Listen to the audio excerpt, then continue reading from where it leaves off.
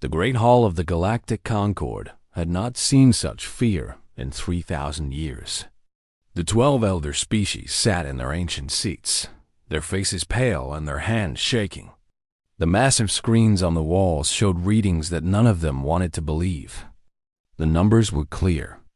The barriers were failing. The nightmare was waking up. Ambassador Keth Voren of the Cillian Dominion stood at the center of the hall. His forearms hung limp at his sides. His silver eyes, which had seen empires rise and fall, now held only terror. He had been the first to receive the readings from the Korath expanse. He had checked them 7 times, hoping for an error. There was no error. The containment field will fail completely within 1 standard year, he said. His voice, usually so strong and commanding, came out as barely a whisper. The Vethkai are waking. All of them. The hall erupted into chaos. Representatives shouted over each other. Some called for evacuation. Others demanded that the old weapons be found and rebuilt. A few simply sat in silence, their minds unable to process what was happening. High Counselor Maranthax of the Vorathi Collective slammed her staff against the floor. The sound echoed through the chamber like thunder, and slowly the noise died down. "We must remain calm," she said. But even she could not hide the tremor in her voice. "We survived the Vethkai once. We can survive them again, can we?" The question came from Ambassador Drelimak of the Korthan Empire. He was old, even by the standards of the elder races. He had been a child during the last war, but he still remembered the screams. "We lost 2 entire species to seal those monsters away. 2 species gave themselves up completely just to power the containment field. And now you say we can do it again? With what? With whom?" No one had an answer.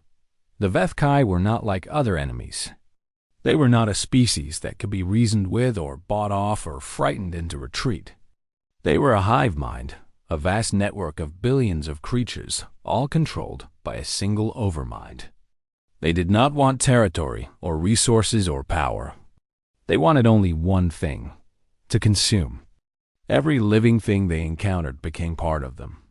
Every ship they captured was broken down and rebuilt into their own twisted forms. Every mind they touched was absorbed into the collective dot. 3,000 years ago, the 12 elder species had united against this threat. It was the greatest alliance in galactic history. Trillions of soldiers had fought. Millions of ships had burned.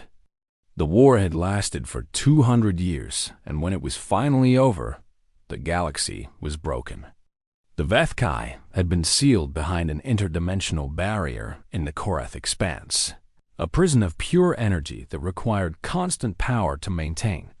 That power had come from the Metheri and the Sylveni, 2 species who had chosen to give up their physical forms and become pure energy, forever feeding the barrier that kept the monsters locked away.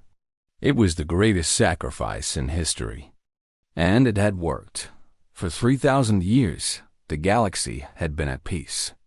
The elder races had rebuilt. They had grown comfortable.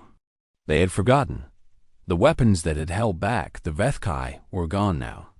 The factories that had built them had been dismantled.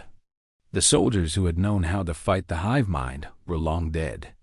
The elder races had convinced themselves that the nightmare was over forever. They had been wrong.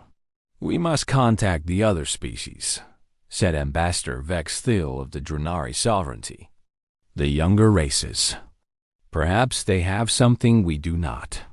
"The younger races are children," scoffed Counselor Thiessen of the Orme Federation. "What could they possibly offer us? The Kraliks are peaceful traders. The Manovi are artists. And the humans." He laughed, but there was no humor in it. The humans still fight amongst themselves. They are barely out of their caves. High Counselor Maranthax raised a hand for silence. "Nevertheless, we must try. Send word to all species in the Concord's territory. Tell them what is coming. Perhaps together we can find a solution." But even as she spoke, Everyone in the room knew the truth. There would be no solution. The elder races had grown soft and weak. They had traded their warriors for diplomats, their weapons for art. They believed that peace would last forever. Now, the galaxy would pay the price for their arrogance. In the observer gallery above the main chamber, a single figure sat in the shadows. She was small by the standards of most species, barely 2 meters tall. Her skin was the color of bronze, and her dark hair was pulled back in a tight braid. She wore the simple gray uniform of a diplomatic attaché, and on her shoulder was a patch that showed a blue and green planet circled by a single moon. Commander Elena Vasquez of the United Earth Diplomatic Corps had been assigned to the Galactic Concord 6 months ago. It was supposed to be a quiet posting. The elder races rarely acknowledged humanity's existence, and when they did, it was usually to remind humans how young and primitive they were. Elena had spent most of her time reading reports and attending ceremonies, where humans were very pointedly not invited to speak. But she had also been listening, and watching, and learning. Now, as she watched the most powerful beings in the galaxy fall apart in fear, she felt something strange stirring in her chest. It took her a moment to recognize it. It was anger. These creatures, these ancient and supposedly wise beings, had known about the Vethkai threat for millennia. They had built the barriers. They had watched them slowly weaken over the centuries, and they had done nothing. They had been so certain that the problem would never come back that they had simply forgotten about it. And now they were going to let the entire galaxy burn because they had forgotten how to fight.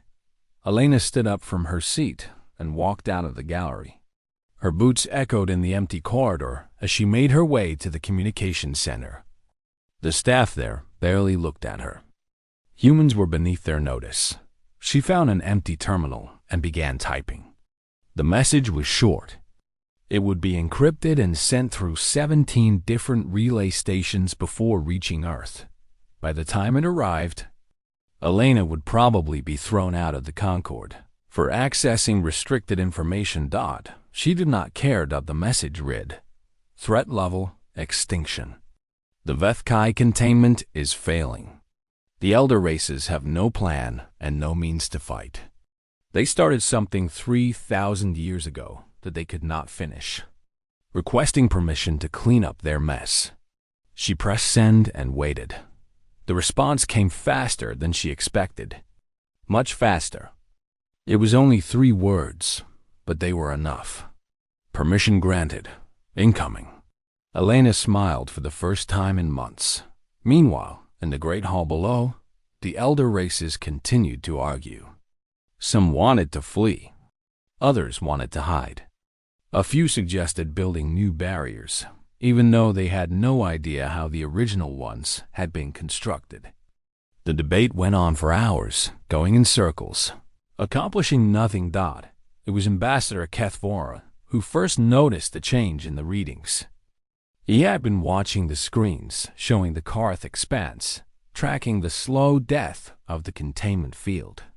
But now, new signals were appearing. Ships, hundreds of them. Then thousands. They were emerging from hyperspace near the edge of Concord territory, and they were moving fast. "What is this?" he demanded.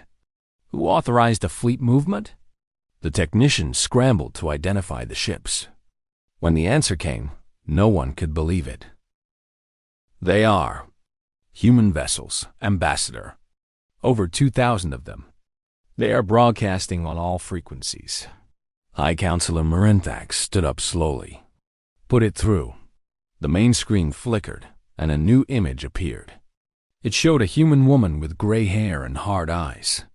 She wore a uniform covered in medals and insignia, and behind her, through a wide viewport, the stars were thick with warships. "This is Admiral Chun Weilin of the United Earth Expeditionary Coalition," she said. Her voice was calm and cold. "We have received intelligence about the Vethkai threat. We are here to deal with it." For a long moment, no one in the hall could speak. Then Counselor Thiessen stepped forward, his face twisted with confusion and something that might have been disgust. "This is absurd," he said. "You are humans.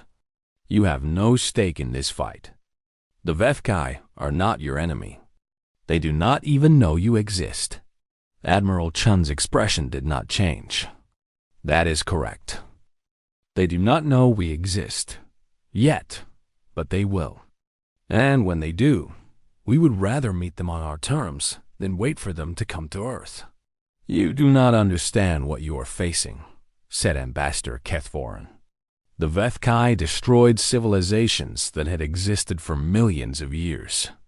They consumed species that had mastered technologies beyond your comprehension. You are children playing with fire." "Perhaps," said Admiral Chun, "but we have been playing with fire since we lived in caves. We are very good at it." The hall erupted again, but this time the noise was different. There was outrage, yes, but there was also something else. Something that the elder races had not felt in a very long time. Hope. Hi. Councilor Murinthax raised her staff for silence. When the noise died down, she spoke directly to the screen. "Admiral Chun, you must understand our concern. Humanity is a young species. You have been spacefaring for less than 3 centuries. You have never faced an enemy like the Vethkai. If you engage them and fail, you will only make them stronger. Every ship you lose, every soldier they consume, will become part of their swarm." Admiral Chun nodded slowly. "We understand the risks, Counselor. We have studied your histories. We know what the Vethkai can do. But we also know something that you seem to have forgotten." "And what is that?" The Admiral leaned forward, and for the first time, something like emotion crossed her face. It was not fear or hope or even anger. It was determination, pure and simple. 3,000 years ago, 12 species decided that the Vethkai were everyone's problem. They were right. This threat does not care about borders or treaties or who arrived in space first. It will consume everything if it is not stopped. Your ancestors understood that. They paid for that understanding with blood and sacrifice. But you have forgotten. You have become so comfortable in your long lives and your ancient wisdom that you have forgotten what it means to fight for survival." She paused, letting her words sink in. Humans have not existed long enough to forget. We still remember what it means to struggle. We still know what it costs to protect what we love. And we are not afraid to pay that cost. The silence in the Great Hall was absolute. In the observer gallery, Elena Vasquez watched with tears in her eyes. She had never been prouder to be human. Ambassador Kethvorin spoke at last, his voice quiet. "What do you want from us, Admiral? What do you expect us to do?" Admiral Chun's answer was simple. Admiral Chun, stay out of our way. When this is over and the Vethkai are destroyed, we will return. And then we will have a very different conversation about humanity's place in this galaxy. The screen went dark. For a long moment, the elder races sat in stunned silence. Then, slowly, they began to talk amongst themselves. Some were angry. Some were relieved. Some were still trying to understand what had just happened. But all of them, in their own way, were beginning to realize the same thing. The galaxy had just changed. The humans were coming, and they were not coming to ask for help or to beg for approval. They were coming to do what the elder races had failed to do for 3,000 years. They were coming to finish what had been started. In the depths of space, the Expeditionary Coalition fleet moved toward the Korath Expanse. 2,000 ships of war, carrying 9 million soldiers, armed with weapons that had been banned on Earth for centuries. They were not the largest fleet in the galaxy. They were not the most advanced. But they were human.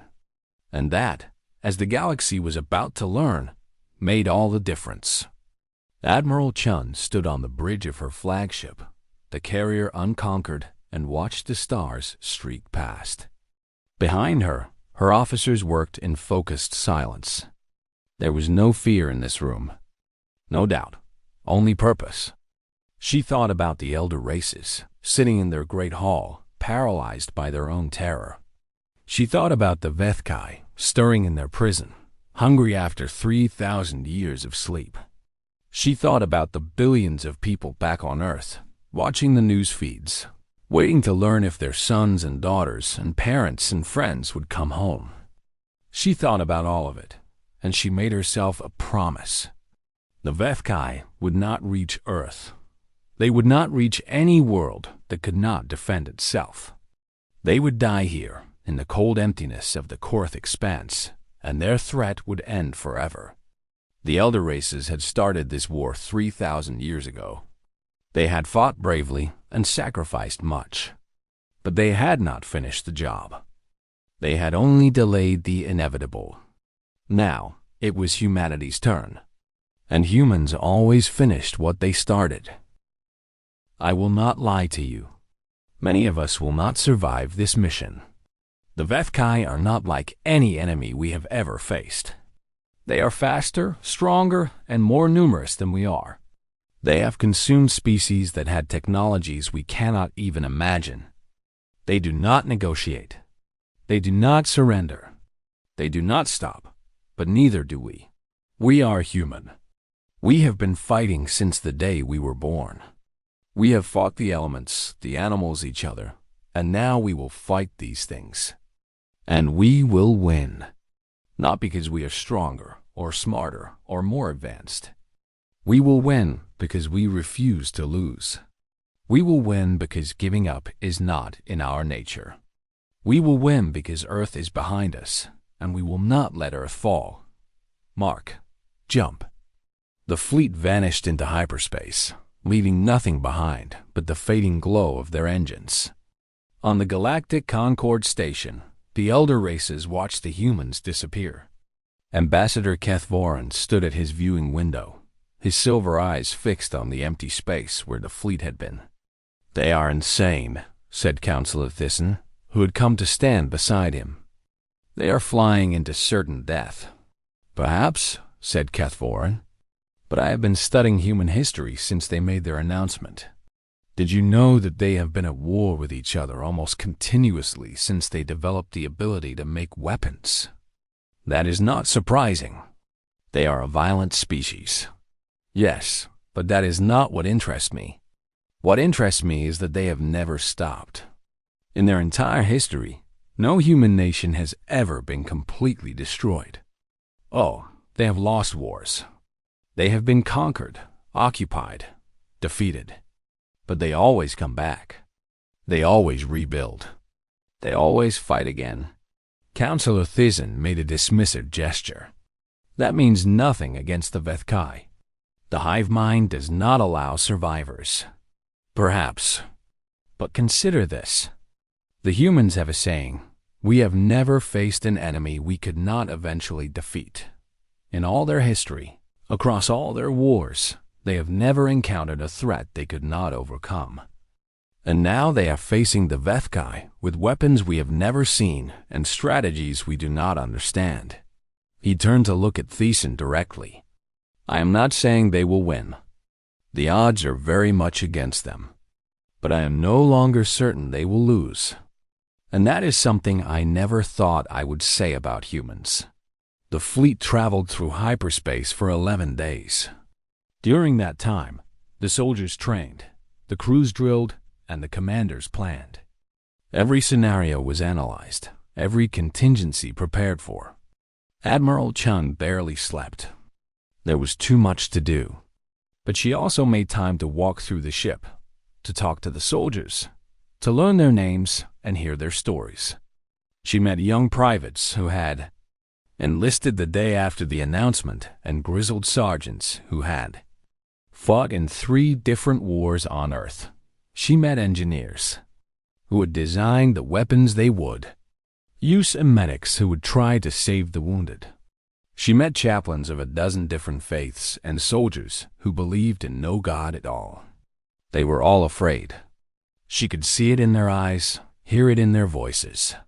But they were not running. They were not backing down. They were going to fight. On the last night before they reached the Korath Expanse, Admiral Chun gathered her senior officers in the briefing room. Intelligence reports that the containment field will fail completely within 72 hours, she said. The Vethkai Outriders are already pushing against the weakest sections. When the field goes down, they will pour through like water through a broken dam. How many? Asked Commander Park. Estimates range from 100,000 to 500,000 individual vessels. Troop numbers are impossible to calculate. The Vethkai do not operate in units the way we do.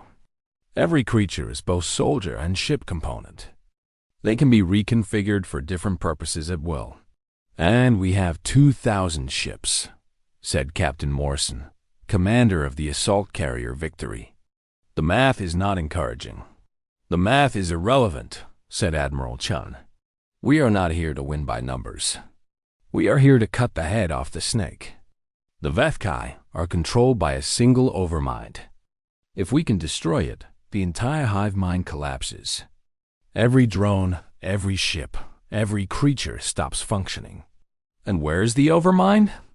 Deep inside the expanse. Our scouts have identified what appears to be a central structure, a fortress made of consumed ships and organic material. The overmind is there. She pulled up an image on the main screen. The structure was horrifying. It was the size of a small moon, a writhing mass of metal and flesh that seemed to pulse with malevolent life. Ships flew in and out of openings in its surface, like insects entering a hive. We are going to kill that thing, Admiral Chun said. And we are going to burn everything between us and it to make that happen. The officers stared at the image in silence. Any questions? Asked the Admiral. No one spoke. Good. Get your people ready. We arrive in 16 hours. And when we get there, we are going to show the galaxy what humans are capable of when we stop fighting each other and start fighting together. She stood up and looked around the room. The elder races had 3,000 years to finish this. They failed. We have one shot. Let us make it count. The meeting ended, and the officers returned to their posts. Throughout the fleet, soldiers checked their weapons one last time. Pilots ran through their flight procedures. Gunners calibrated their targeting systems. Everyone prepared in their own way for what was coming. And in the darkness of space, growing closer with every passing hour, the Korath Expanse waited. The barriers flickered and sparked. The Vethkai pressed against their prison, sensing freedom, sensing food. They had consumed 1,000 species. They had devoured civilizations that had existed for millions of years. They had broken the will of the galaxy's greatest warriors and absorbed their strength. They did not know about the humans. They did not know that a species born of struggle and conflict, forged in the fires of countless wars, hardened by centuries of violence against their own kind, was coming for them. They did not know that humanity did not fight to survive. Humanity fought to win. And when humans went to war, they did not stop until the enemy was destroyed completely. The galaxy was about to learn what that meant. And the Vethkai were about to discover that some prey bites back. The news of humanity's fleet spread across the galaxy like wildfire. Within hours, every species in Concord space knew that the young race from the third planet of an unremarkable yellow star had done the impossible. They had mobilized for war in less than 3 weeks. They had assembled a fleet larger than most species could build in a decade. And they were heading straight for the most dangerous enemy the galaxy had ever known. The elder races watched in disbelief. How could this be possible? Humans were supposed to be primitive. They were supposed to be weak.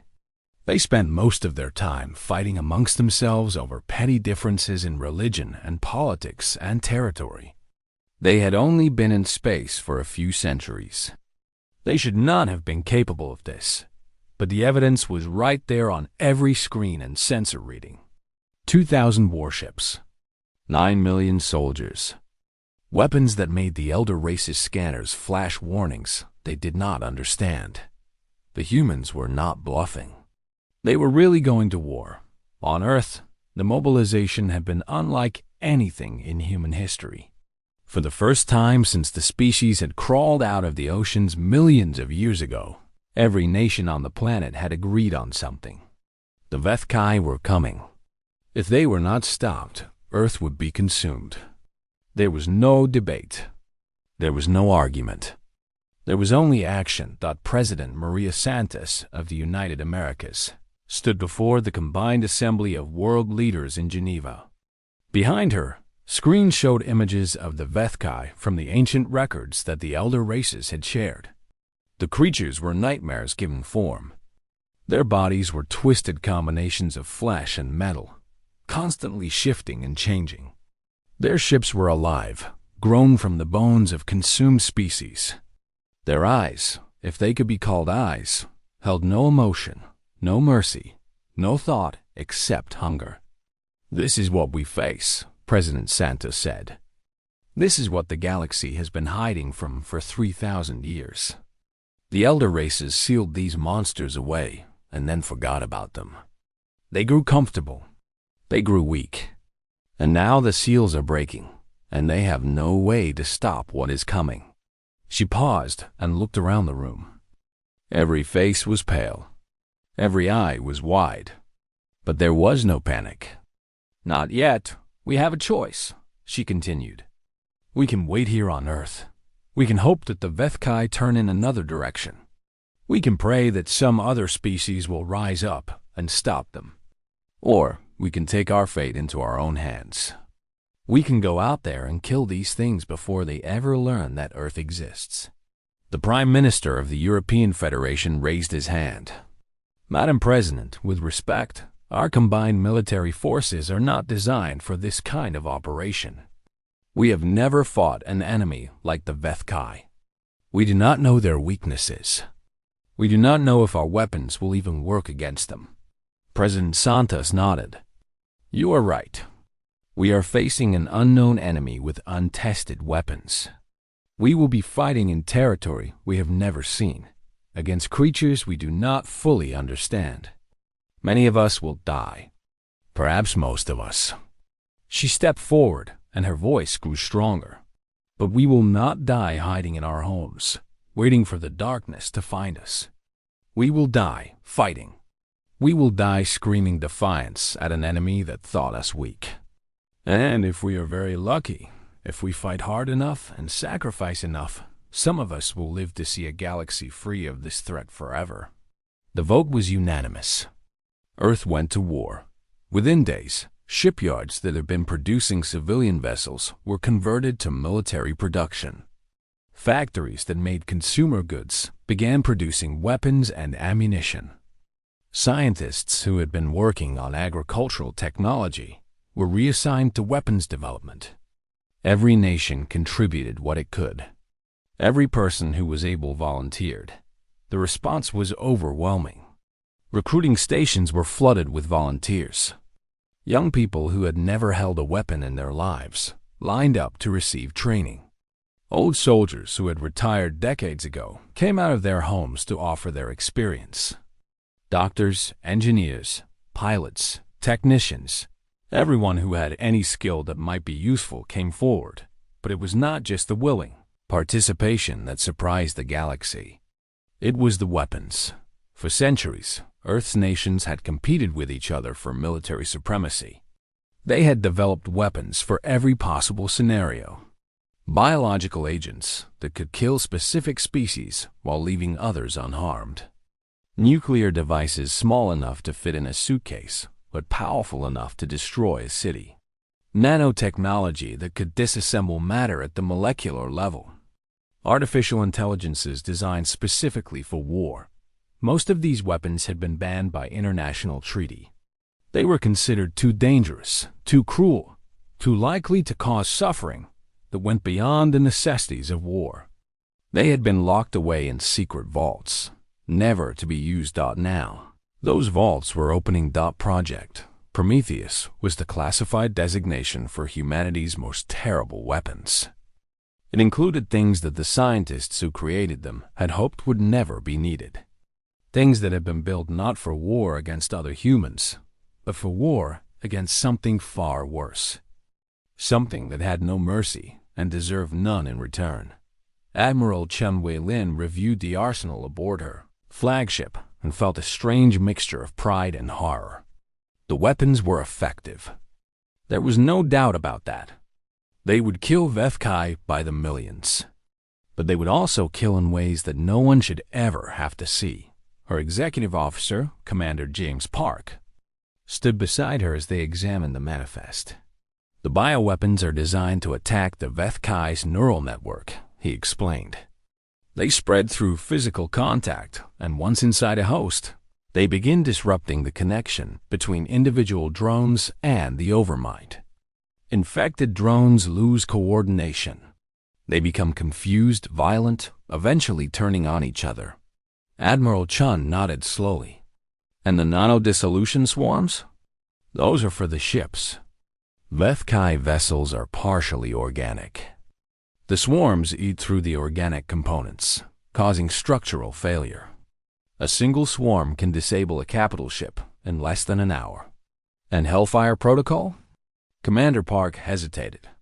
Admiral, I have to advise against using Hellfire Protocol except as a last resort. The collateral damage would be significant. I know what it does, Commander. I asked if it was ready. Yes, Admiral. It is ready. Admiral Chun turned away from the screens and looked out the viewport. The fleet was gathering at the staging point, ships arriving from all over Earth's territory. Each one represented thousands of men and women who had volunteered to face an enemy that had destroyed civilizations, far more advanced than their own. She wondered how many of them truly understood what they were getting into. Probably not many. They had seen the images and the reports, but seeing was not the same as understanding. They would understand soon enough. Commander, she said quietly, do you believe we can win this? Park was silent for a long moment. I believe we will make the Vethkai regret ever waking up, he said finally. Whether that counts as winning depends on how many of us are left when it is over. Admiral Chun smiled grimly. That is the most honest answer I have heard in weeks. Thank you. The fleet departed 3 days later. As they left Earth's solar system, the entire planet watched. Schools and offices closed so that everyone could see the ships disappear into hyperspace. There were no parades or celebrations. This was not that kind of departure. Families said goodbye to loved ones they might never see again. Parents hugged children. Spouses held each other and whispered promises they hoped they could keep. Some people cried. Others stood in stoic silence. A few raised their hands in salute as the ships passed overhead. On the bridge of the Unconquered, Admiral Chun received one final message from Earth before the fleet entered hyperspace. It was from her daughter, who was 8 years old and did not fully understand why her mother had to leave. The message was simple. Come home soon. Mama, I love you. Admiral Chun saved the message to her personal file and then turned to face her crew. All stations report ready, said the communications. Officer, navigation plotted and confirmed, said the helmsman. Weapon systems online and standing by, said the tactical officer. Admiral Chun sat down in the command chair and took a deep breath. All ships, this is the flagship. Prepare for hyperspace jump on my mark. Our destination is the Korath Expanse. Our mission is simple. We are going to find the Vethkai, and we are going to kill every single one of them. If the elder races wanted this job done properly, they should have finished it 3,000 years ago. They did not. So now it falls to us. She paused. The message came through every human ship simultaneously. It was not words in any language. It was something deeper, a pressure inside the mind, a voice that seemed to come from everywhere at once. You are flesh. You are temporary. You will be consumed. On the bridge of the Unconquered, Admiral Chun felt the message like a physical blow. Around her, crew members cried out, grabbing their heads, falling to their knees. The pressure was immense, a weight crushing down on her thoughts, trying to break her will. 3,000 years ago, this message had shattered the morale of the elder races. Commanders had surrendered entire fleets rather than face the Overmind's psychic assault. Soldiers had thrown down their weapons and waited to be consumed, convinced that resistance was impossible. Admiral Chun did not surrender. She stood up from her command chair, blood trickling from her nose, and activated the fleet-wide communication system. All ships, this is the Admiral. The enemy is trying to break our spirits. They want us to be afraid. They want us to give up. She paused, wiping the blood from her face. Let me tell you something about fear. Humans have been afraid since we were born. We were afraid of the dark, so we invented fire. We were afraid of the cold, so we built shelters. We were afraid of predators, so we made weapons. We have never let fear stop us. We have always taken our fear and turned it into something useful. So yes, I am afraid. I am afraid of dying. I am afraid of losing this battle. I am afraid of what will happen to Earth if we fail. But I am not going to let that fear control me. And neither are you. She looked around at her crew, at the men and women who had followed her into this nightmare. We are human. Fear is our oldest companion. We do not run from it. We use it. We let it sharpen our focus and quicken our reflexes. We let it remind us what we are fighting for. So, when the enemy tells you that you are temporary, remind them that temporary things can still burn very, very bright. She keyed the broadcast system again. All ships, this is my response to the Vethkai. Increase attack speed. All weapons free. Make them regret every moment they spent sleeping while we were learning how to fight. The fleet obeyed. Ships that had been holding back now charged forward. Weapons that had been conserved were unleashed without restraint. The human fleet was smaller than it had been 5 days ago. They had lost 60% of their vessels. But the survivors fought with a fury that the Vethkai had never encountered. By the 9th day, the Vethkai had lost 80% of their forward swarm. They were retreating. The elder races, watching from their distant stations, could not believe what they were seeing. The Vethkai, the great devourers, the terror that had haunted the galaxy for millennia, were running. Running from humans. Running from a species they had never even heard of until 3 weeks ago. Ambassador Keth Voran stood at his viewing screen, watching the battle unfold. His hands were shaking. His eyes were wet with tears he did not bother to hide. They are doing it, he whispered. They are actually doing it. Beside him, Counselor Thiessen was silent. His arrogance, his dismissal of humans as primitive and irrelevant, now seemed like the foolishness of a child. He had been so certain that humanity would be destroyed. He had been so sure that the elder races were the only ones who understood the galaxy. He had been wrong. On the bridge of the Unconquered, Admiral Chun allowed herself a moment of satisfaction. But only a moment. The battle was not over. The Overmind still lived. As long as it existed, the Vethkai could rebuild. They could replace their losses. They could come back stronger than before. The main swarm was broken, but the war would not be won until the heart of the hive mind was destroyed. She turned to her communications officer. Contact the whispered end. Tell Captain Tanaka it is time. The message was sent, and somewhere in the darkness of the Korath expanse, a single ship began its final journey.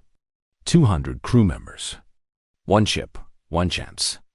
The fate of the galaxy rested on their shoulders, and they were ready to pay any price to finish what had been started. The containment field collapsed 6 hours before the human fleet arrived. Admiral Chun received the news while standing on the bridge of the Unconquered, watching the last of her ships emerge from hyperspace. The ancient barriers that had held the Vethkai for 3 millennia had finally failed, and now nothing stood between the hive mind and the rest of the galaxy. Nothing except 2,000 human warships and 9 million soldiers, who had traveled across the stars to stand in its way. "Report," Admiral Chun ordered. Commander Park pulled up the tactical display. The screen showed the Karth expanse as a vast, swirling darkness, and within that darkness, thousands of red dots were moving. Each dot was a Vethkai vessel. They were pouring through the gap where the barrier had been, spreading out like blood from a wound. "Initial count is approximately 200,000 enemy vessels," Park said. "More are emerging every minute. They are heading toward the nearest inhabited systems. At current speed, they will reach the Cillian border within 3 days." Admiral Chun studied the display in silence. 200,000 ships against 2,000. 100 to 1 odds. Any sane commander would have ordered a retreat. Any reasonable species would have accepted that the battle was already lost. But humans had never been particularly reasonable. "Split the fleet into 3 battle groups," she said. "Battle Group Alpha will engage the main swarm directly. We need to slow them down and draw their attention. Battle Group Beta will execute hit-and-run strikes against their supply lines. Cut off their reinforcements and make them fight on our terms." "And Battle Group Gamma?" asked Park. Admiral Chun turned to face him directly. "Battle Group Gamma consists of a single ship. The stealth destroyer Whispered End. Captain Tanaka and her crew will have one mission: reach the Overmind and destroy it." The bridge fell silent. Everyone knew what that mission meant. The Whispered End would be flying into the heart of the enemy territory, alone, with no hope of reinforcement or rescue. It was a suicide mission. Captain Tanaka volunteered, Admiral Chun said quietly. Her entire crew volunteered. They know what they are doing. Our job is to make sure they have a chance to do it. She turned back to the display. "All ships, this is the Admiral. Battle stations. We engage in 30 minutes. Throughout the fleet, alarms began to sound. Soldiers rushed to their positions. Pilots climbed into their fighters. Gunners powered up their weapons. The massive engines of the warships roared to life, pushing the vessels forward into the darkness. The Battle of Korath's Gate had begun. The first engagement was brutal. Battle Group Alpha, led by the Unconquered, smashed into the leading edge of the Vethkai swarm at full speed. Human ships opened fire with everything they had, filling space with missiles, plasma bolts, and kinetic rounds. The weapons worked better than anyone had hoped. Vethkai ships exploded by the dozens, their organic hulls ripping apart under the assault. But for every enemy ship that died, 10 more took its place. The Vethkai fought like nothing the humans had ever encountered. Their ships did not move in formations or follow tactical patterns. They swarmed like insects, flowing around obstacles, filling every gap, pressing from every direction at once. And they adapted. Weapons that worked perfectly in the first hour became less effective as the battle continued. The hive mind was learning, adjusting, evolving. On the bridge of the Unconquered, Admiral Chun watched the casualty reports scroll across her screen. Ships were dying. Men and women who had families back on Earth, who had signed up to fight for humanity's survival, were being consumed by the darkness. Each loss was a knife in her heart, but she did not let it show. She could not afford to. Her crew needed to see strength, not sorrow. "The destroyer Defiant is gone," reported the communications officer. "The cruiser Melbourne is badly damaged and losing atmosphere. The carrier Victory reports multiple hull breaches. Tell Victory to fall back to the secondary line, Chun ordered. Redirect our fighter screen to cover their withdrawal. Admiral, the Vethkai are attempting to board us. The warning came from the tactical officer, and Chun felt her blood run cold. Boarding was the Vethkai's most terrifying tactic. They did not capture ships. They consumed them. The drones would tear through hull plating, pour into the corridors, and kill everything they found. Then they would take the ship apart piece by piece, absorbing its technology into their own twisted forms. Seal all outer compartments, Chung commanded. Security teams to defensive positions. If those things get inside, we fight them with everything we have. The first boarding pods hit the Unconquered's hull like meteors. They punched through the armor plating and disgorged their cargo. Vethkai drones, each one a nightmare of flesh and metal. The creatures were roughly humanoid in shape, but that was where the similarity ended. Their limbs were too long, their joints bent in wrong directions, and their faces were smooth. Featureless surfaces broken only by mouths filled with needle-like teeth. Security teams met them in the corridors. The fighting was savage, desperate, and brutal. Human soldiers fired until their weapons overheated, then fought with knives and bare hands. The drones were stronger and faster, but the humans were stubborn. They did not retreat. They did not surrender. They died where they stood, buying time for their shipmates with their blood. Private First Class Maria Gonzalez was 19 years old. She had enlisted 3 weeks ago, the day after President Santos's speech. She had never fired a weapon at a living target before today. Now she was crouched behind a barricade made of cargo containers, firing burst after burst at creatures that seemed to absorb bullets like water. Her squad had started with 12 soldiers. Now there were 3 left. They just keep coming, shouted Corporal Chun, no relation to the Admiral, as he slammed a fresh magazine into his rifle. There's too many of them. Maria did not answer. She was too busy shooting. A drone leaped over the barricade, and she caught it in the face with a point-blank burst. It went down twitching, but another was right behind it. This one got close enough that she could smell it. A horrible stench of rotting meat and burning metal. She shoved her rifle into its mouth and pulled the trigger until the weapon clicked empty. Fall back. Someone was shouting. Fall back to the engine room. Maria ran.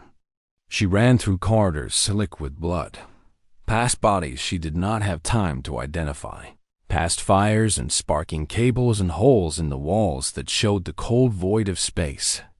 Behind her, she could hear the drones following, their claws scraping against the deck plates. She made it to the engine room door just as it began to close. She dove through the gap, rolled, and came up with her sidearm drawn. The door slammed shut behind her, and she heard the drones smashing against it from the other side. "Welcome to the party," said Sergeant Williams, a massive man with burns covering half his face. He was holding a heavy machine gun like it weighed nothing. "You made it just in time. How long can we hold?" Maria asked. Williams shrugged. "Long enough, I hope. The Admiral says we just need to buy time. So that's what we're doing." "Time for what?"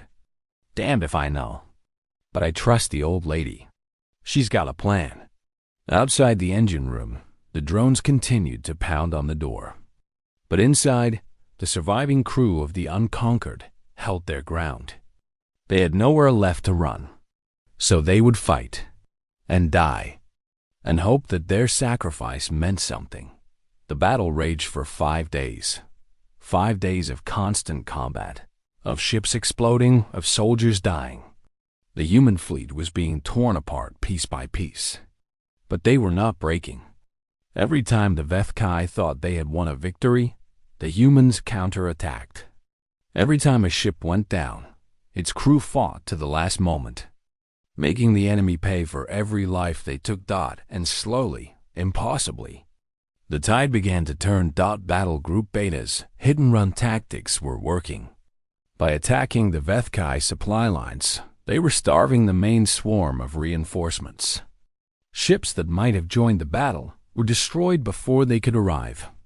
Drones that might have replaced the fallen were consumed by bioweapons that spread through their ranks like wildfire. The nano-dissolution swarms were particularly effective. Human drones dropped canisters of the microscopic machines onto Vethkai vessels, and within hours, those vessels were falling apart. The living ships screamed, a psychic wail that made human crews grab their heads in pain as their own bodies turned against them. On the fifth day, the Vethkai Overmind made a decision. For the first time in 3,000 years, it chose to communicate with its enemy.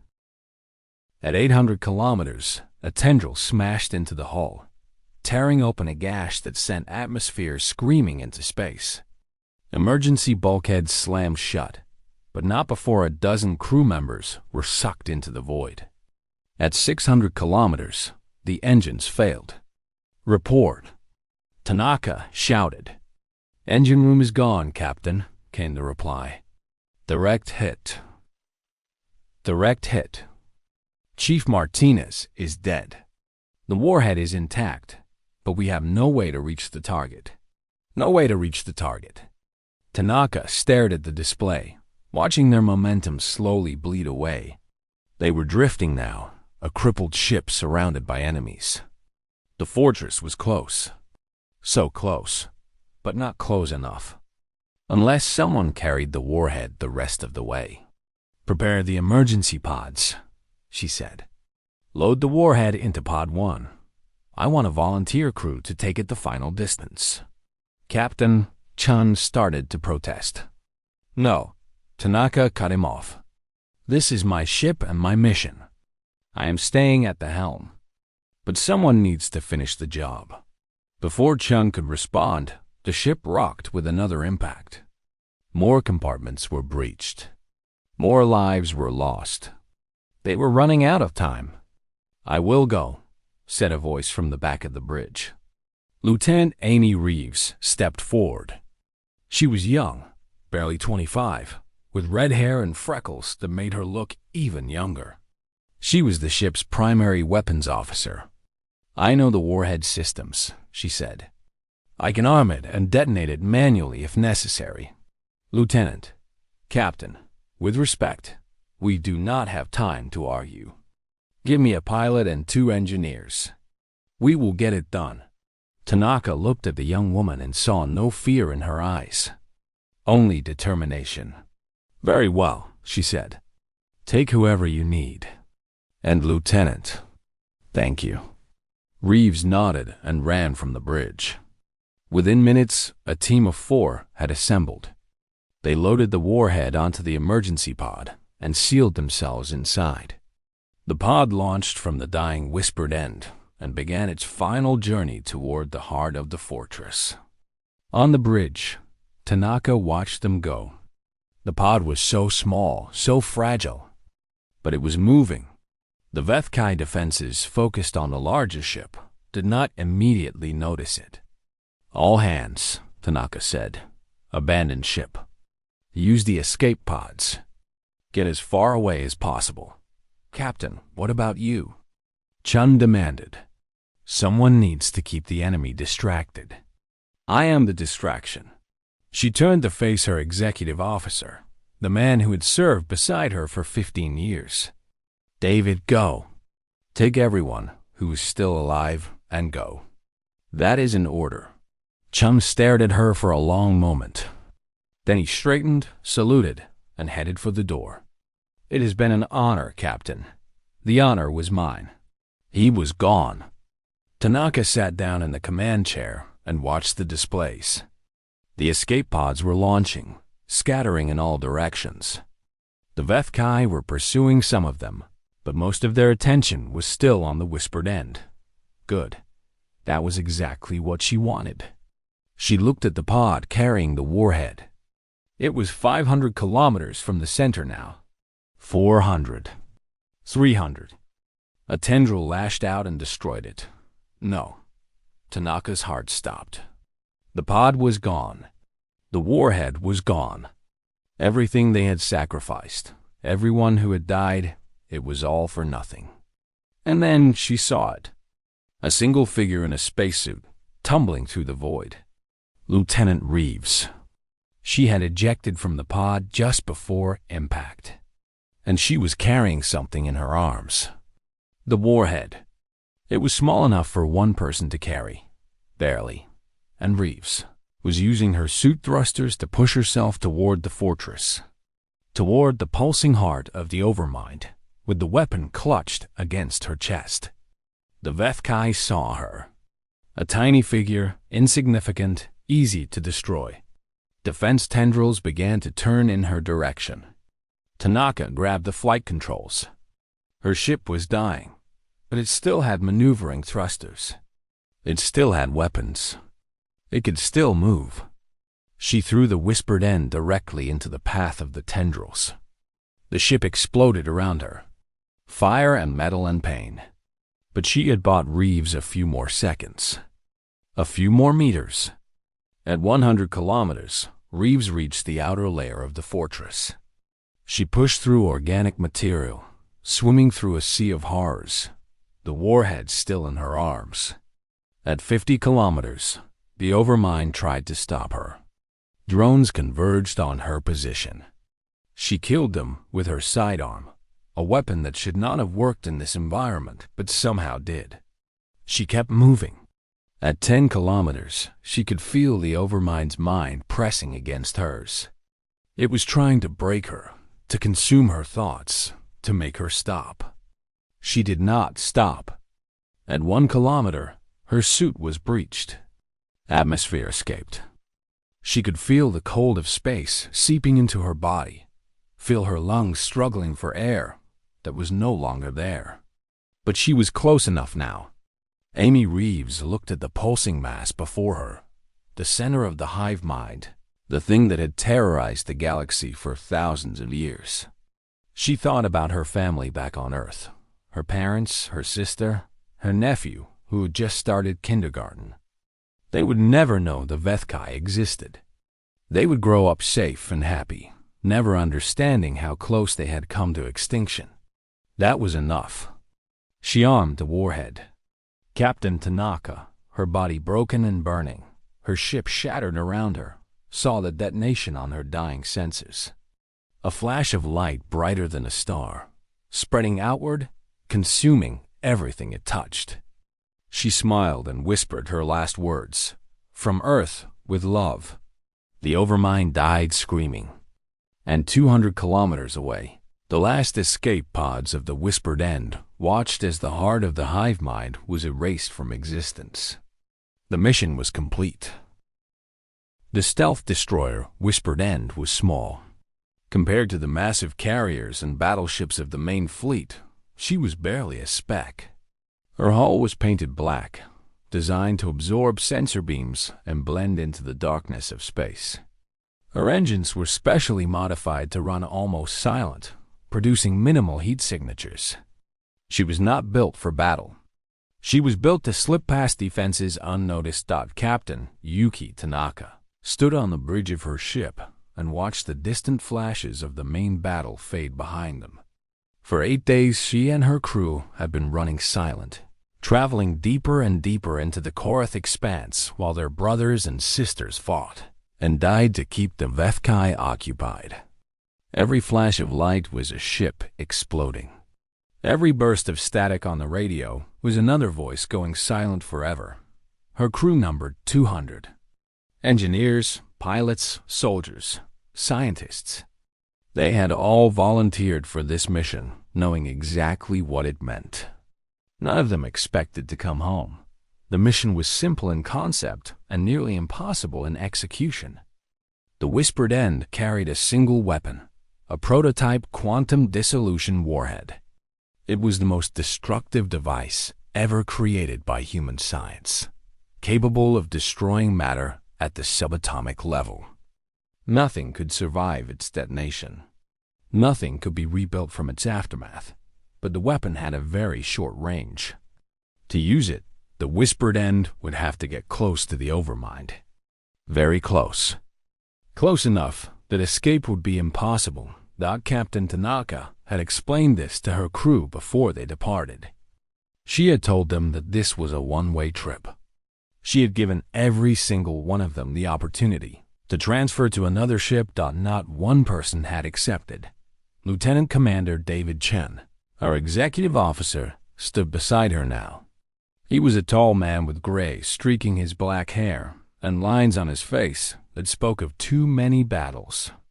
He had served with Tanaka for 15 years. He knew her better than anyone.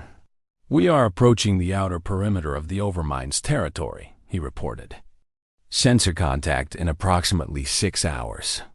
Tanaka nodded. "How is the crew?"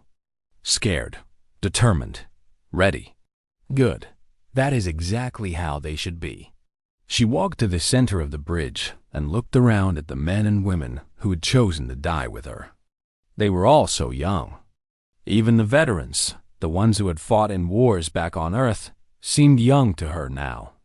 They had so much life ahead of them, so much potential, and they were giving it all up because someone had to. "I want to speak to the crew," she said. "All hands." Chun activated the ship-wide communication system and nodded. Tanaka took a deep breath. "This is the captain. In a few hours, we will enter the final phase of our mission. You all know what that means. We are going to fly into the heart of darkness, and we are not coming out." She paused, gathering her thoughts. "I've been trying to think of something inspiring to say, some grand words that would make this easier. But the truth is, there is nothing easy about what we are doing. We are going to die. Not in some distant future, not in our old age surrounded by family. We are going to die today. But we are not dying for nothing. Every person on this ship is trading their life for something greater. We are trading our tomorrows for the tomorrows of billions. Every child who will grow up safe on Earth. Every family who will never have to face the Vethkai. Every generation that will live because we chose to die. I cannot promise you glory. I cannot promise that anyone will remember our names. But I can promise you this, what we do today matters. It matters more than anything any of us has ever done. And when the moment comes, when we face the end, I want you to remember that you are not alone. We are doing this together. All of us, as a crew, as a family. I am proud of every single one of you, and I am honored to die in your company." She fell silent. For a long moment, there was no sound on the bridge except the quiet hum of the engines. Then, from somewhere in the back, someone began to clap. Others joined in. Within seconds, the entire bridge was applauding, and through the intercom, Tanaka could hear the sound spreading through the ship. 200 people, facing certain death. Applauding not their captain, but each other. Tanaka felt tears on her cheeks, but did not wipe them away. "All stations," she said. "Prepare for final approach." The next 6 hours passed both too quickly and too slowly. The crew made their final preparations. Some wrote letters to loved ones, messages that would be transmitted back to Earth before the final run. Others sat in quiet meditation or prayer. A few gathered in small groups, sharing stories and memories. In the engine room, Chief Engineer Sarah Martinez ran her hands over the quantum dissolution warhead. It was a cylinder about 2 meters long, covered in warning labels and sealed connections. Inside it was enough destructive power to unmake a moon. "She is ready," Martinez said quietly. "Whenever you need her, Captain, she will do her job." Tanaka, who had come down to inspect the weapon personally, nodded. "Thank you, Chief, for everything." Martinez smiled, though her eyes were wet. "Just promise me you will push that button when the time comes. I did not spend 20 years becoming the best engineer in the fleet, just to have this thing fail at the last moment. I promise." They shook hands, and Tanaka returned to the bridge. The Overmind's fortress appeared on their sensors 2 hours later. Tanaka had seen images of it before, but nothing had prepared her for the reality. It was a moon-sized mass of twisted metal and pulsing organic material. Ships flew in and out of openings in its surface, feeding the endless hunger of the hive mind. Tendrils of flesh extended from its core, connecting to smaller structures that floated nearby like remeras attached to a shark. And at the center, buried deep within the layers of consumed civilizations, was the Overmind itself. The brain, the heart, the soul of the Vethkai. Detection range in 40,000 kilometers, reported the sensor officer. Once they see us, we have maybe 3 minutes before their defenses overwhelm us. Understood, Tanaka said. How? Calculate our approach vector. Find me the fastest route to the center of that thing. Captain, Chun said quietly, at maximum thrust, we will be torn apart by defensive fire long before we reach the target. We need to get closer before they detect us. I know. That is why we are not using maximum thrust. Not yet. She pulled up the tactical display and studied the fortress. It was heavily defended, but no defense was perfect. There had to be gaps, openings, places where a small ship might slip through. There, a section of the outer hull that seemed less active than the rest. The sensors showed it was some kind of waste processing area where consumed materials were expelled into space. It was disgusting and dangerous and perfect. We go in through the garbage, Tanaka said. They will not expect that. Chun looked at the display and then at his captain. After a moment, he nodded. Through the garbage it is. The whispered end adjusted her course, slipping through the darkness toward the fortress. The crew held their breath as they entered the outer perimeter. Every second, they expected alarms to sound, weapons to fire, death to find them. But nothing happened. They passed through the outer defenses undetected. The stealth systems were working. The Vethkai, so focused on the main battle, had not noticed a tiny ship sliding into their midst at 20,000 kilometers. They entered the waste expulsion zone. The ship was buffeted by debris and organic matter, chunks of metal and bone and things that had once been living creatures. The smell would have been unbearable if any of it had penetrated the hull at 10,000 kilometers. The first warning came. A patrol ship, one of the smaller Vethkai vessels, turned in their direction. Its sensors swept the area, searching for the anomaly it had detected. They see us, said the sensor officer.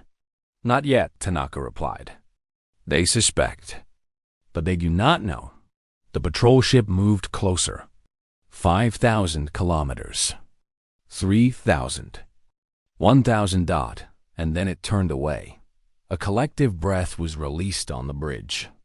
They were still undetected at 5,000 kilometers. The fortress loomed before them like a mountain of nightmares. The hull of the whispered end scraped against protruding structures as they navigated through the maze of organic material.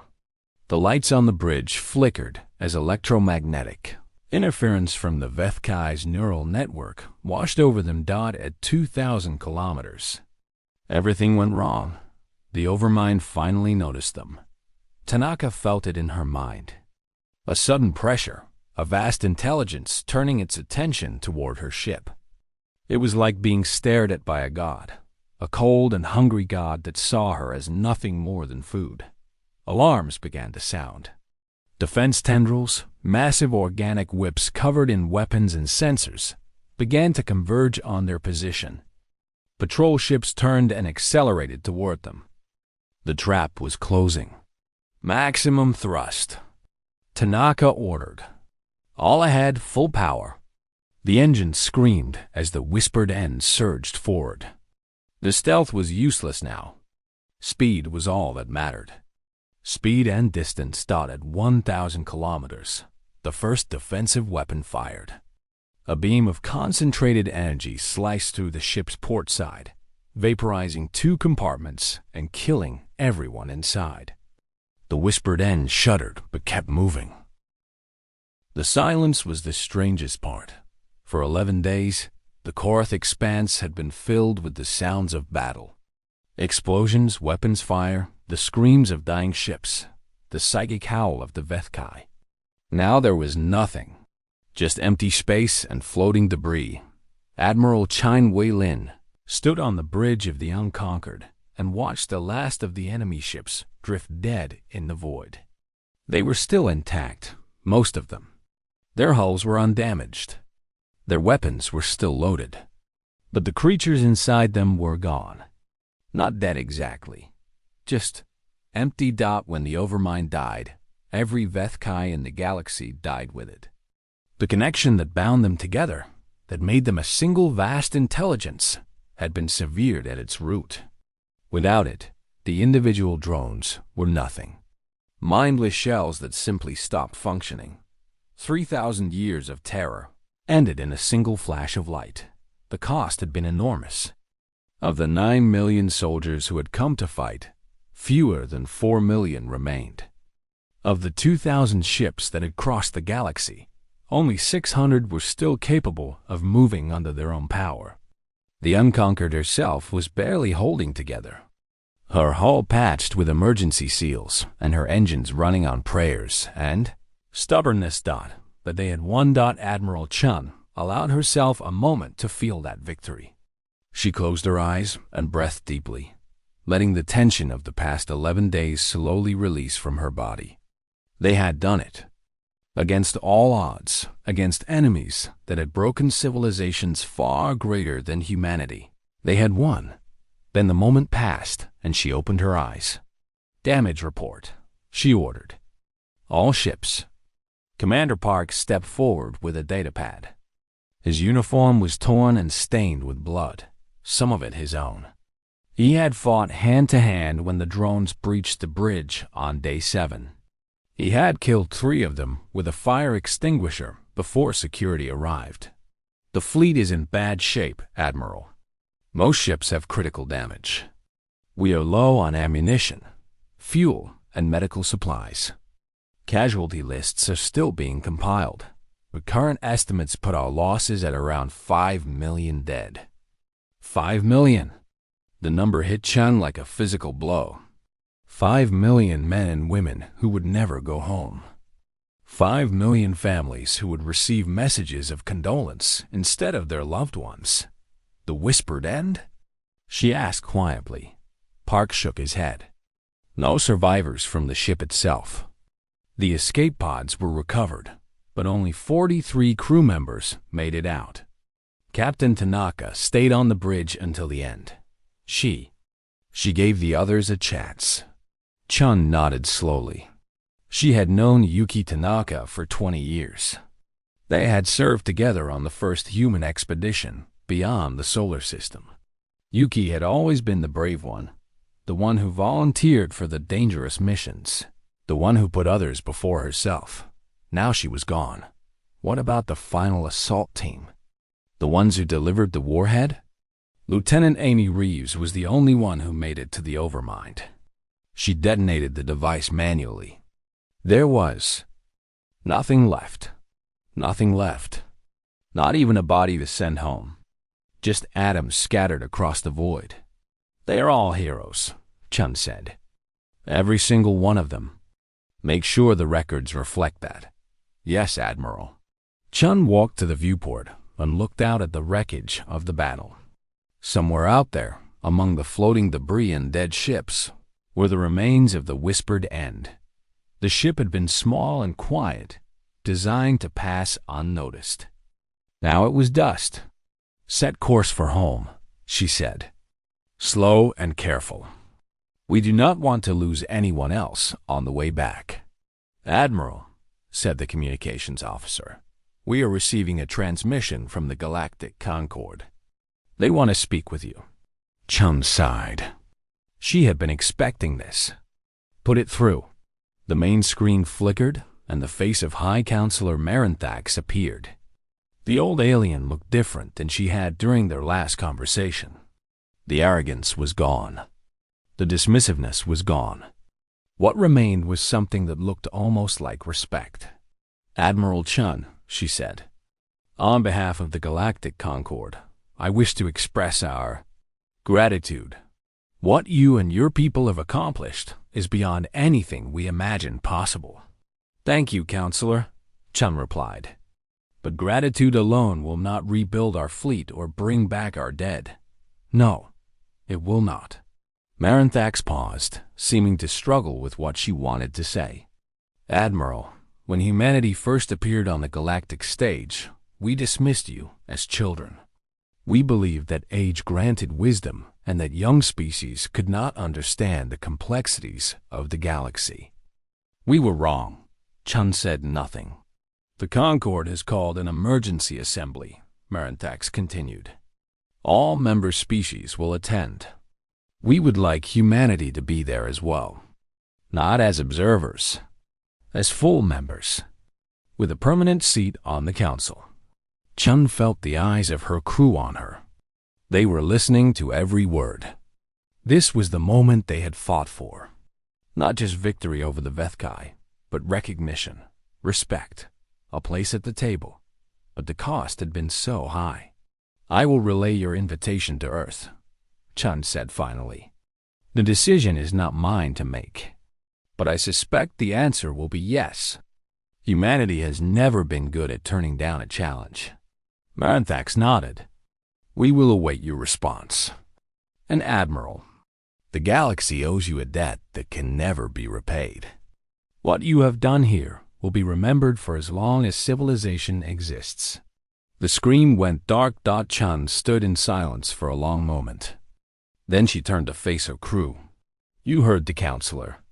The elder races want to give us a seat at the table. They want to acknowledge that humanity belongs among them." She paused. "But remember this, we did not fight for their approval. We did not sacrifice millions of lives for a seat on some council. We fought because it was the right thing to do. We fought because someone had to. And if we had lost, if every single one of us had died in the Korath expanse, it still would have been worth it. Because that is who we are. That is what makes us human. Not our technology, or our weapons, or our ships. Our willingness to stand up when others will not. Our refusal to accept defeat. Our stubborn, stupid, glorious belief that we can make a difference." The elder races forgot that. They got comfortable. They stopped fighting. And when the darkness came, they had nothing left to stand against it. We will not make that mistake. Whatever happens next, whatever challenges the galaxy throws at us, we will face them the same way we faced the Vethkai. Together, as humans. With courage and determination and the absolute refusal to give up. She looked around at the tired, wounded, victorious faces of her crew. "Now let us go home." The journey back took 3 weeks. The damaged ships traveled slowly, limping through space, held together by emergency repairs and the sheer determination of their crews. More than once, a ship had to be evacuated when its systems failed completely. But no one else died. The fleet that had set out with 9 million arrived home with fewer than 4 million. But those 4 million were alive. Earth celebrated their return with a mixture of joy and sorrow. There were parades and ceremonies, speeches and memorials. The names of the fallen were read aloud in every city on the planet. It took 17 hours to read them all. The crew of the Whispered End were honored with a special ceremony on Luna. A tomb was built there, visible from Earth, carved from the gray rock of the moon. Inside the tomb were 200 empty coffins, one for each member of the crew. Their bodies were gone forever, scattered across the Korath expanse. But their spirits would be remembered. The inscription on the tomb read simply, "They went into the darkness so that we could stay in the light." Captain Yuki Tanaka and Lieutenant Amy Reeves were posthumously awarded every medal that humanity could offer. Their names were inscribed on monuments in every nation on Earth. Schools were named after them. Ships were christened in their honor. But for those who had known them, the medals and monuments meant little. What mattered was the quiet knowledge that two women had looked at certain death and had not flinched. That when the moment came, they had done what needed to be done. 1 month after the fleet returned, the Galactic Concord held its emergency assembly. For the first time in history, a human delegate was present not as an observer, but as a full member. Admiral Chen Weilin walked into the great hall with her head held high. She wore her dress uniform, the one with all the medals and ribbons and awards.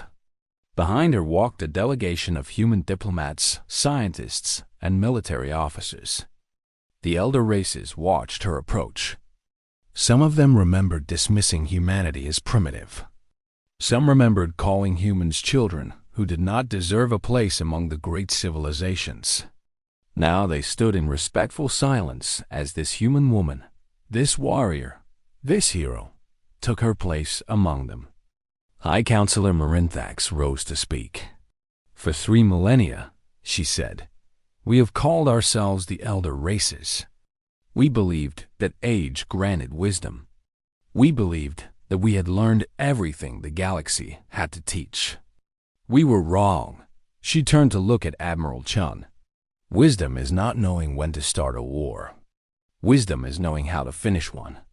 The Elder Races started the war against the Vethkai, but we could not finish it.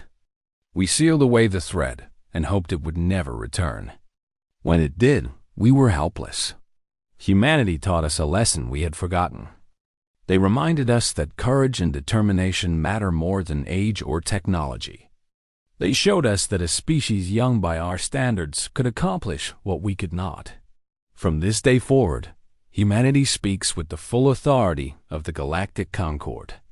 They have earned that right in blood and sacrifice. They are no longer observers. They are no longer children. They are our equals. She paused.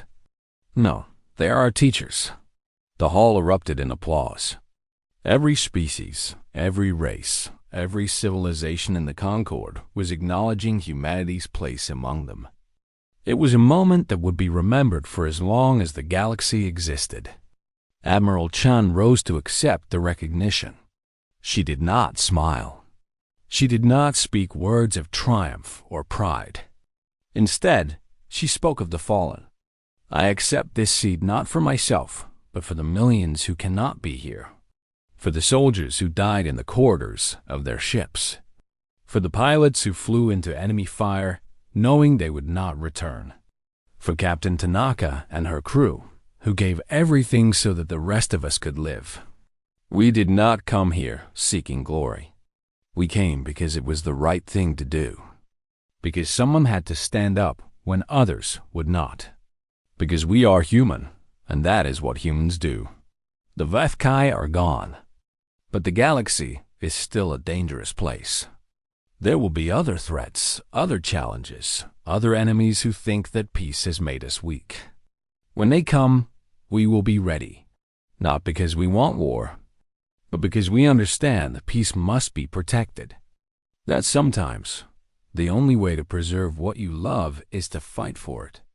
The elder races asked us why we came to their aid, why we risked everything for species that had dismissed and ignored us. The answer is simple, because we could. Because we had the ability to help, and that meant we had the responsibility to try. That is the lesson we brought to the galaxy. Not the lesson of war, but the lesson of duty. The understanding that power carries responsibility. That strength must be used to protect the weak. That no one is truly safe until everyone is safe. She looked around the hall at the faces of 100 different species. We are part of this galaxy now. We will stand beside you. We will fight beside you.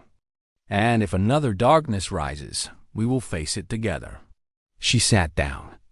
The applause lasted for a very long time.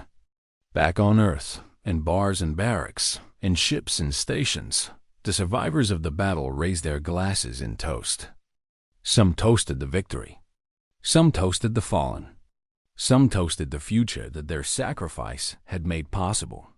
But the most popular toast, the one that became legend among the human military, was the one that Captain Tanaka had favored. It was simple and direct, just like she had been. We came. We saw. We finished it. And in the cold darkness of space, where the Korath expanse still held the debris of the greatest battle ever fought, the stars continued to shine. The Vethkai were gone. The nightmare was over. The galaxy was safe.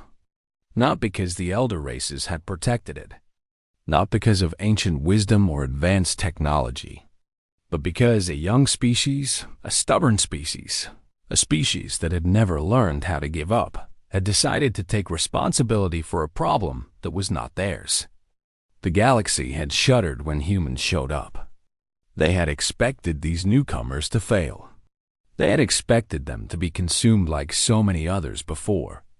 Instead, humanity had taught them a new lesson.